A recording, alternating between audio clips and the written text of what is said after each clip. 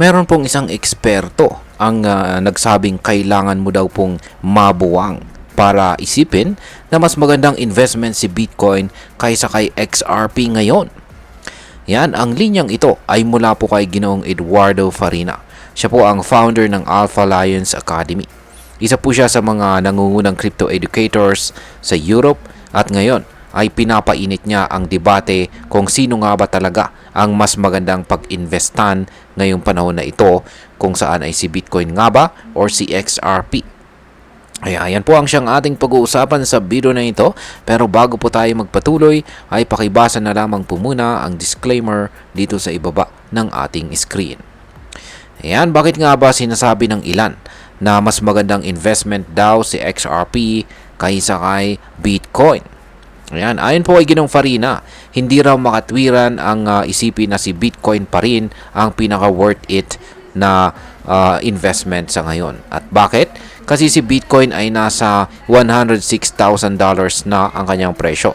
Ibig sabihin ay sobrang mahal na po siya at mas maliit na ang potensyal para mag-multiply ng malaki. Samantalang sa XRP naman, ayon sa datos ay nasa $2 pa lamang. At ayon sa kanya, kahit na di gaanong bumaba ang presyo, ang reward na makukuha mo ay mas mataas pa rin kung ikukumpara mo sa risk. Mas conservative pero realistic daw ang pwedeng abutin ni XRP kumpara kay Bitcoin na parang hirap ng doblehin ang kanyang presyo. Ngayon ay ano po ang naging performance ni XRP at ni Bitcoin nitong mga nakaraang buwan? Kung babalikan po natin ang taong 2024, sa XRP ay nasa $0.50. Ang yan, habang si Bitcoin naman ay nasa $70,000. Ay sa loob po ng dalawang buwan, si XRP ay umakyat po sa $3.40. Ibig sabihin ay halos 7 times ang kanyang inakyat. Ngayon, kung may $50,000, kung meron ka pong $50,000 na ipinuhunan kay XRP sa presyo na 0.5, yan, 0.50 or 0.50, naging $340,000 na ito pagsapit po ng January 2025. Samantalang si Bitcoin mula po sa 68,000, umakyat lang po siya ng 112,000. Yan, 112,000 at halos 64% gain. Kaya kung nag-invest ka ng parehong halaga, mga nasa $82,000 lang ang kikitain mo kay Bitcoin. Kaya lugi ba? Hindi naman. Pero kung ikukumpara mo sa kita kay XRP ay sobrang laki po ng kanilang agwat ni XRP. Ngayon ay gaano po kataas ang pwedeng marating ni XRP ayon po sa kanyang mga supporters. Yan, meron pong isang commenter na nagsabing kung si Bitcoin ay umabot sa $500,000, posibleng si XRP ay umabot naman sa $100. Kung ganun nga ang mangyari, si Bitcoin ay magbibigay ng 5 times na gain. Pero si XRP ay magbibigay ng 40 times na return. Ibig sabihin ay kung maglalagay ka ng $10,000, kikita ka ng $400,000 kay XRP kumpara sa $50,000 lamang kay Bitcoin. At tandaan, ang $10,000 mo ay makakabili lang ng 0.09 na Bitcoin. Kaya kung gusto mong mag-invest pero limitado lang ang kapital mo, mas mataas talaga ang potential gain kay XRP ayon sa kanilang argumento. Pero ano naman po ang sinasabi ng mga kritiko tungkol kay XRP? Ayan. Hindi rin nagpapahuli ang mga supporters ni Bitcoin. Sabi ng ilan, hindi raw patas ang comparison dahil kahit bumaba man ang presyo ng XRP, hindi pa rin siya nakakabalik sa all-time high niya na umabot noong taong 2017 to 2018.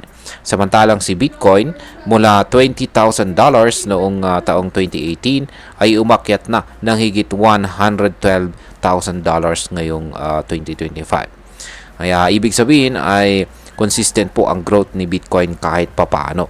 Ipinapakita raw nito na si XRP ay matagal nang naiiwan at may mga fundamental issues pa rin gaya ng pagiging centralized, legal battle sa SEC at kulang sa mass adoption. Yan. Ngayon ay pag-usapan na po natin ang posibleng epekto nito para sa atin bilang mga Pinoy crypto traders at investors. Kung isa ka pong Pinoy na may maliit na kapital pero gustong pumasok sa crypto investment or investing, malaking bagay ang ganitong usapan. At bakit? Dahil ang tanong ay simple lang. Saan ka mas kikita ng mas mabilis at mas malaki sa mas maliit na halaga? Yan. Kung susundin po natin ang analysis ni Ginong Farina at iba pang mga XRP supporters, mas may edge po talaga si XRP sa return potential. Kaya kung mababa po ang risk tolerance mo at gusto mong sumugal sa mas mataas ang upside si XRP, ay pwedeng i-consider mo. Pero kung ang hanap mo naman ay ang matatag, subok na at medyo less volatile, hindi pa rin po dapat isnabin itong si Bitcoin. Si Bitcoin kasi ay parang digital gold. Pang long term at may reputation na hindi po basta-basta matitinag. Bilang panghuli, ang masasabi ko naman tungkol dito ay para sa akin, mahalagang hindi lang tayo basta-basta naniniwala sa hype o sa mga bold claims ng kahit sinong eksperto.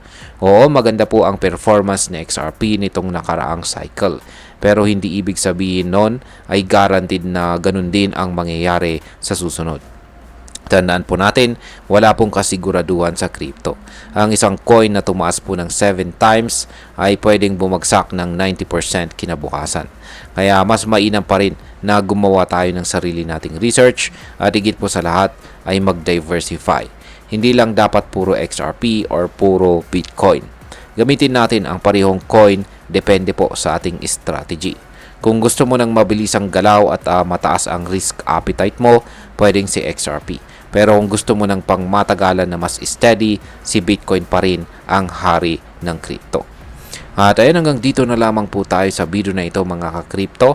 Marami pong salamat sa panonood. Ingat po tayo lagi at God bless po sa ating lahat.